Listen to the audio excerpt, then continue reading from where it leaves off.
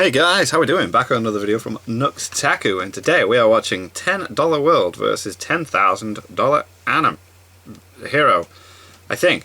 He's changed the title a couple of times. Let me just go onto my phone. $10 World versus $10,000 Hero is what it's currently called while I'm recording this now. I'm sure it was called something else before then, but that is the title of this video.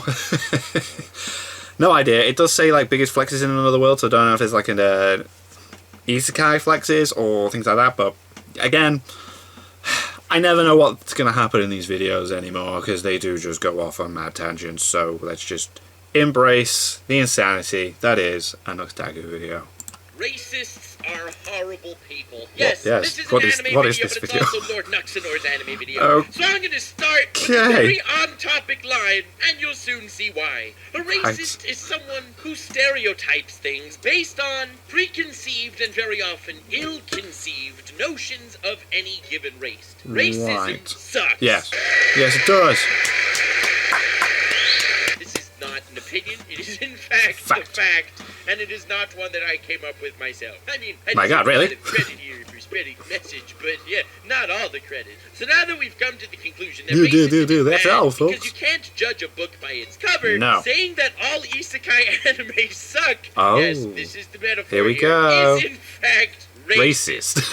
Amazing. Racism is not a joke and definitely should not be made a joke. But that said, come on, the metaphor was funny. Will I get in trouble for this? Probably. Is it worth it? Well, only time will tell, but I hope so, because I'm sorry, I think it's funny. This season, the fall season of 2020. Here we go. Everyone's talking about this. There are 6 isekai anime within this season. It's very exciting. Sequels to My Hero Academia, 7 Deadly Sins, Food Wars, Psychopaths, goddamn, we have cool stuff happening, and in the plethora of new series, of course we also have some garbage ones, and we have 4, count them, 4 isekai anime. 6, you know, okay. That little known thing that only started popping up after Sword Art Online, with characters getting trapped in another world, and oh my god, now they're it was happening before then, but okay. 4 of those. Escaflowne is one of my favorite all-time animes, and that was an isekai. Take over the anime community. The anime community does not have my level of meta humor, so most people are upset about it. Do I care? Yes. No. In fact, I'm happy that they're upset about something so useless. I'm a terrible YouTuber. It is funny to laugh. At least I'm humble. That's a quote no humble person ever said. Anyway, a lot of people throw isekai anime under the bus. That's not an isekai, though. Sometimes, literally. And it's sad. Isekai almost became genre level as far as popularity. And yes, most action anime also suck. Most romance anime also suck. Most comedy anime also suck. But isekai, every once in a while, has a real gem. You got your not that one. Konosuba! You got your yes! You got your Log Horizon. You got your No Game yes! Some really good, pivotal, genre-defining anime Escaflowne. that I think are incredible. Of course, Digimon, there we go. But today, I didn't want to talk about what my favorite isekai is, what the best isekai is, what the darkest isekai is, or what the funniest isekai is. I have come here before you today to talk about the biggest flexes in isekai my God, anime. yes. And yes, it is all thanks to one of the most beautiful isekai anime I have ever laid eyes on. And it is an isekai anime that started this very year. Right. In fact, it started this very season. This season 4 isekai anime that no one talks about because there's so many isekai and they're real stupid and generic, has introduced one of the greatest contenders in the medium and the biggest flexer in the medium. And today I am talking about Shincho Yusha, the overly cautious hero. Okay. I am so happy to do this. I know there's no hype surrounding the series because no one likes isekai anymore because people everyone does seem to be quite fed up with it. I'm not going to get massive traffic on this bad boy of a video, but I started this whole goddamn channel to talk about things I love, and that's just what I'm going to do whether you like it or not. Fair enough. Boy, Overly Cautious Hero is a tale like literally every other isekai anime, and that's what makes it so good. Just give it a second. I know this one. I'm so excited to talk about this. Cool. Next time you hear people tell you, oh, anime YouTubers aren't passionate about what they talk about anymore. Not trying to flex or anything, but that's bullshit. As we know, in isekai anime, for the most part, there's this nice happy fantasy world that operates like an RPG game, and all of a sudden, the Demon Lord is taking over. So it's up to the legendary hero who has happened to instantly overpowered and manages to amass a harem of women to defeat the Demon Lord, bring salvation to the universe, and the series probably won't end like every other isekai anime anime that just ends up somehow getting stuck in its episode mill, doesn't get a proper ending, but does get a proper harem, and how can we just choose one, right? Hashtag polygamy for the... No, that's not the message I'm trying to push in this video. Okay. Overly Cautious Hero is much like any other isekai in this very same extent, and he flexes constantly. I will be talking about like 10 separate flexes in this video, Yeah. and I'm so happy because this is an anime that no one I've spoken to heard of. Although all the people I've recommended it to personally have enjoyed it. A friend of mine recommended it to me. There's no way I would have even found this. So this time, we are focusing from the perspective of the goddess. If you don't know the goddess role in isekai anime, another word trapped in another world anime, the goddess role is the one that summons the hero to this new world in order to be overpowered and stuff. So normally we follow the hero. You know, you see his life in Japan, you see him as some normal otaku kid. Gets hit by a with truck. fantasy. All of a sudden, blammo! Gets summoned to another world. He's crazy overpowered. He was summoned by the goddess, tries to save the realm and stuff. But this time, we're following the goddess. The goddess is like, okay, I must summon a hero to protect this and this dimension. So she's looking through a ton of random heroes that she could suck out of Japan life, and all of a sudden she finds this one guy named Seiya, and Seiya is such a mad lad, his stats, even at level 1, far surpass every other possible hero. And of course, Goddess Whammon is super excited, like, damn, this is gonna be so easy saving the world, because, like, most people start with total noob heroes, and this guy as a noob is stronger than, like, really powerful heroes. Damn, he's OP even stat-wise before he's introduced. Sweet. So she happily introduces him, and he proceeds to Terminator flex style. on her for the entirety of the series. I say entirety of the series, but I've only seen 4 episodes, and I will only spoil 2 episodes. That's right, 10 flexes, 2 episodes. In 2 episodes, my God. Immediately, by the fact that it's following the perspective as the goddess, it is taking a very interesting role, almost deconstructing the entire isekai genre that we've got to know. Yes, it had the exact same character styles that every other isekai does. You know, overpowered hero, goddess that summoned him, time to save Zawardo. But this time, since we're following the goddess, and we're watching the goddess constantly get cucked by the hero, it's almost a deconstruction of the meme of the isekai genre. When he's first summoned, she says, alright, time to go explore this dangerous world. We'll start at an easy spot, don't worry. That way you could, like, train on, like, slimes and garbage monsters, and you could slowly work your way up, like, literally every RPG and, like, literally every isekai ever. You know, starting fighting, like, cabbage. Thank you, Konosuba, for that wonderful example. And move on to slaying massive dragons. Actually fall cabbage.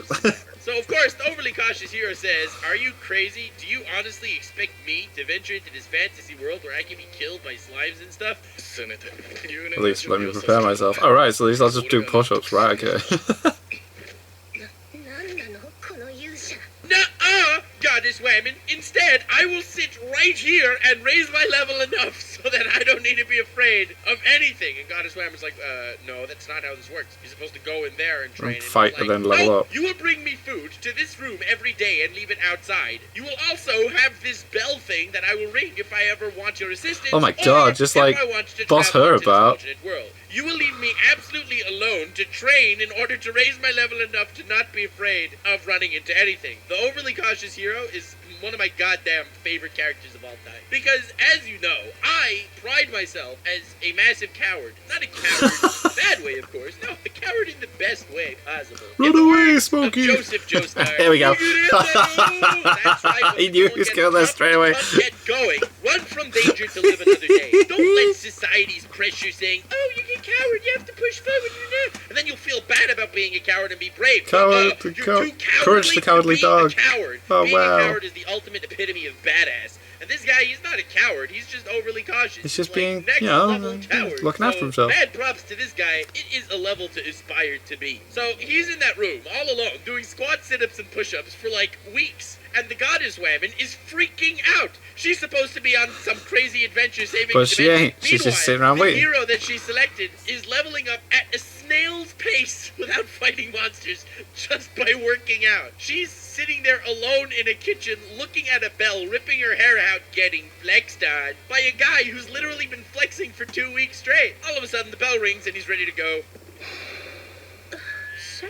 They pop in town, and she's like, well, before you head out into adventure, I will give you money in order to buy, you know, beginning items and armors and stuff. And he's like, okay, sick. You'll pay for it? She's like, yeah, just for the beginning stuff, though. And he's like, okay, sick. He goes into the store. He says, I will require 3 of your best armor. She's like, 3? Why 3? And he's like, well, obviously, 1 to wear, 1 is a spare, and 1 in case I lose my spare. He said, you'll pay, right? I will also need, like, 50 50 potions and 50 smoke bombs. He's so over the top with it. Her, and she's like, yo, you're only going to be up against slimes. And he's like, well, we could never be too safe. Thank you, Overly Cautious. This is boss, I love My it. savior and one of my favorite anime characters of all time. Oh my god. That's why when you ever start playing Pokemon, you don't just run into the thick of things. No. You go into the first patch of grass you can find, and you grind there for at least 10 hours. Hell yes, before you go any further, the level's going to be too high. You got to be higher than the ones you're going against. And I very much appreciate how Overly Cautious Hero represents that. Extremely cool, Overly Cautious Yes. Hero. Extremely cool. So after buying his armors and stuff, and she has like no money, mind you, when she offered him food before, he was like, nah fam, you might have poisoned it. And she's like, I summoned you here to Why save would you. I do that? Why would I poison That's your amazing. food? He's like, I don't know, eat it first. So of course he makes her his guinea pig for, you know, her own food. And then says, well, it may be a slow-acting poison, so I will have to wait a few days to make sure you don't die. God, I love this man. When he runs into the first That's slime, incredible. like, of course, scans it at a far distance, hiding behind a rock, and has this whole internal monologue coming up with crazy strategies how to approach the slime in the most effective way possible. And she's like, dude, I saw your level. You managed to get to level 21 by push-ups alone. Bro, it's a slime. You can kill it with like a nothing. And he's like, no, I must calculate first. That's incredible, I love it. Decides to attack it, of course. Oh my god. And then he says to Goddess Woman, stand back. I will now make sure it will never regenerate by annihilating every last atom of the slime. And he proceeds to unleash high-level attack after high-level attack on nothing, because the slime's dead. But he stands there for a good solid several hours, probably, unleashing his entire arsenal of spells, using up all of his Oh MP, drinking all the potions that he bought in the store. No. In order to restore his MP to continue blasting until he was sure that the slime would not, in fact, regenerate. And Goddess Woman at this point is totally losing it. He's been flexing on her unintentionally this entire time. Dude, it's sheer awesomeness. It's the Goddess Woman's fault for not seeing the awesomeness for what it actually is. And then, even though he's in, like, the beginning route, he meets one of the four, like, strongest demon general women. And Goddess Woman's, like, freaking out. Why is it General Demon over here right in the beginning? And General Demon's like, well, I know that if a hero would be summoned here to save this entire universe, I would have to position myself here, since the hero would probably be at a weak town. And since he'd be at a weak town, attempting to fight weak monsters, he would never expect to run into me. That makes sense. Are even higher than that level 21 hero over there. And she's like, oh damn, I don't know what we're gonna do. It's a good thing he did push-ups, but he still doesn't stand a chance against Demon Whammon. Then she turns to the hero to ask for his advice, and he's not there. He's run away. Running away. That's right. Man of culture right here. He's not a coward. He's just a badass with extra steps. Live to fight another day, my friend. But bye. Left Goddess Whammon there. Of course, she gets all pissy and starts yelling at him afterwards, and he's like, you're a goddess, and you make me treat you with respect. If I treat you with respect, then you obviously won't die. She wasn't very happy with this philosophy, but, you know, I was, so I don't really care. He eventually convinces Goddess Whammon to transport him back to the world of goddesses so he can do more push-ups before facing Demon Whammon, and makes her sit again, alone, staring at an alarm clock for like days on end, losing her mind. And when he actually goes back to fight Demon Whammon, this fight is truly everything that I would hope for in an anime battle. Really? You think of the greatest anime battles of all time, you're probably thinking of crazy strategies flying back and forth, and that's exactly what went on here. This was like Goku versus Frieza, but for intellectuals. Turns out Demon Whammon had another form. And another form. Oh my god. She was hiding her true power because... the whole time! Because she was cautious. She knew that the hero dude would see she was stronger, so he would run away to train to be a little stronger, but she would still be even stronger because she had another form that she was hiding. But what's even better is she had a third form in case he was hiding his second form. So the three armor thing. Brilliance right here. Goddess Whammon's, by the way, losing her absolute shite. What This the hell is is going on? incredible. Of course, Hero Guy actually managed to be victorious relatively easily, and that's because aside from the fact that the first time he was level 21 and the second time he's level 35, he also used a spell on himself the first time that even Goddess Whammon wouldn't know that he was actually way stronger than he made believe he was. He tricked Goddess Whammon, and when Goddess Whammon says, like, we're allies, why would you flex on me by not telling me your true power? He says, well, what if we fought against mind-reading monsters? And, well, my mind is perfectly impossible to be penetrated because I'm far too awesome. But you probably suck since you're relying on me to do the dirty work. So if they read your mind and see that I'm bluffing with my levels, then they come up with counter strategies. Gee, oh my god, he's so overly cautious, it's hilarious. Things ahead, you know what I'm saying? It's like chess masters at work. This is Isekai Death Note right here. The only thing that actually starts pissing off Goddess Whammon, even though he won the fight, is that the first time he ran into Demon Whammon, he was in fact stronger than Demon Whammon. He was just hiding his level. Oh. They believe he was weaker, but in actuality he was stronger. But he So then he still went away ran and away went in and trained. case Demon Whammon had another form. Come on. You can't make this up. Well, someone did. That's all he did. Damn it, genius. Of course, then he goes to Demon Whammon's corpse, which is already dust, and proceeds to, Oh give my it the slime God. treatment, as it were. And they were battling in town. So by the time he finishes, completely vaporizing any possible remaining atom from Demon General Whammon, he also took the whole town with him. No. You just start off praising him like, oh, you've saved us, you defeated Demon General Whammon. And without even like a second word, he proceeds to blow up their entire Just village to carried make on. sure she won't regenerate. Because if she does, you never know. Everyone's Maybe she running has away. another form. Flexing on their expectations. Flexing on Goddess Whammon again. And then when Goddess Whammon says, well, you're obviously strong enough to defeat one of the 4 generals of the Demon King. We have nothing to worry about now. It's true we got off to a rocky start. That was very boring for me. But this adventure going forward will only be awesomeness. And of course, Seiya says, yeah, I'm sure, but before that, you want to open a portal back to Godly Town? I would like to do more push-ups. My and sit-ups." God. And she's like, Nani? Why? You're stronger than the second strongest demon in the entire dimension, and the Demon King doesn't leave his castle. Why would you go back? And he's like, well, because since they've heard that I actually managed to defeat one of the Demon Generals, next time I may be attacked by all the Demon Generals at the same time. I must go back to resume my training. So he goes back, gives her the bell, and blammo, that is approximately where episode 2 ends, minus many flexes along the way that I didn't get the chance to talk about because I'm not trying to tell you every detail of this show. I'm just This trying is to give you the balls. meat and potatoes, as it were, to whet your palate to check it out. Overly Cautious Hero is the greatest isekai anime since Konosuba. It is I need to check it out. Oh my God, Nook, you've and really it's sold even this more to than me. that. It wouldn't be as funny as it is if it wasn't also a thesis on what makes an isekai anime altogether. Isekai anime, at least the generic ones, are generally taken from a standpoint where this is the ultimate fantasy. We all play RPGs, we all like leveling up, defeating monsters. Yeah, but he's playing it like a proper game as well, isn't he? Watch, almost as an escapist fantasy, some other guy get stuck in some other game and manage to grind and level Play up, and get like a defeat game. monsters and become a hero. He'll do it through challenges and hardships, and that's what makes everything worth so much more. Anything that you accomplished through hardships and through hard work feels so much more dear to you than something that was handed to you on a silver platter. In isekai anime, you get certain characters like Toya from Toya Smartphone that starts off so overpowered there is no satisfaction from anything he does. I don't feel good when Toya manages to wipe out an entire army with one spell. It just doesn't hype me Lame. up because he's not the guy that Ow. worked hard to get to that My leg's point. gone His numb. Oh, God. accomplishment is not as grandiose as it seems based on the low levels of effort he outputted. And it's the opposite for most others. The ideal of a shonen anime is this character who trained so hard from nothing and became something. So when they Trains actually up win a to fight, get it is the ultimate the top. euphoria of overcoming your hurdles and becoming something out of nothing. The Mhm. absolute slap in the face, though, is Overly Cautious Hero. Overly Cautious Heroes take He is so OP, but he's like- other standpoint. Yeah. It's true that it feels amazing to work extremely hard and go through like 14 billion near-death experiences in order to finally become a true hero, a true savior that we can all look up on. Yeah, Overly Cautious Hero laughs in the face at all that. Because why would you do that? Yeah. If this is really life and death, then you bet your bottom dollar that I'm going to be grinding my ass off To make And sure what's you're stronger more is than I'm everything. not trying to It makes put myself sense. in difficult positions, just like most other people aren't trying to. They just revel in it and grow in it, and it's easy to avoid most of them. Cowardice is freaking badass sometimes.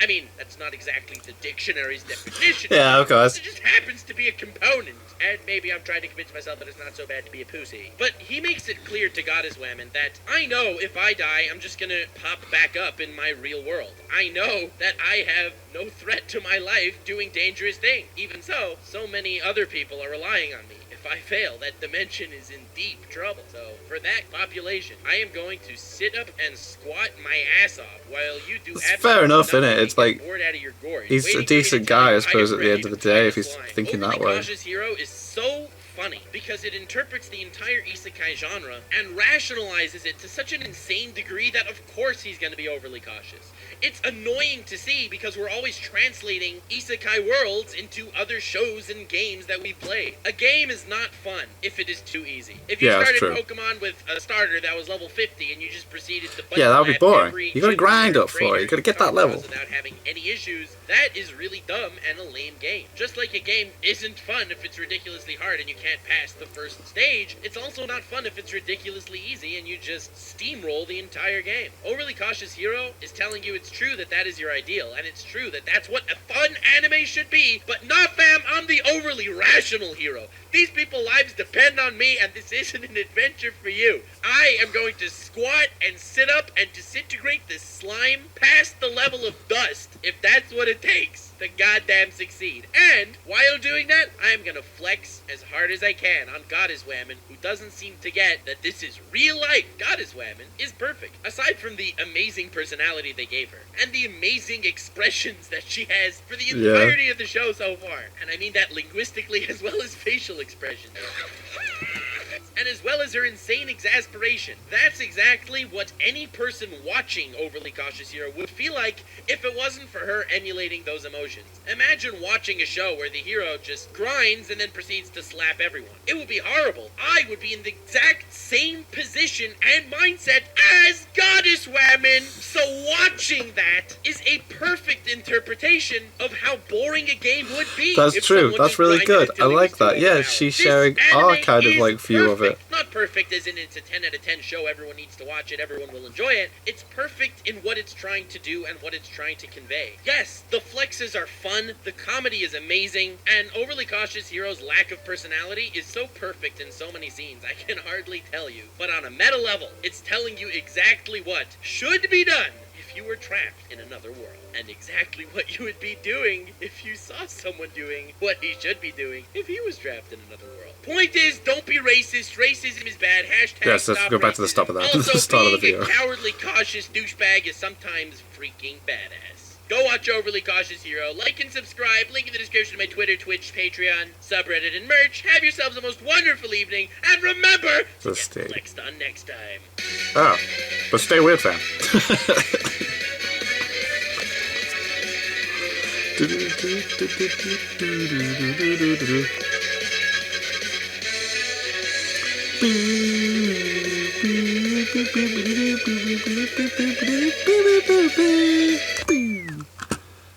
That anime looks amazing. It does look funny. Do you know what? Like, the way Nux talked about it makes me really think that I would really enjoy it. I have seen it mentioned in a Mother's Basement video, I do believe.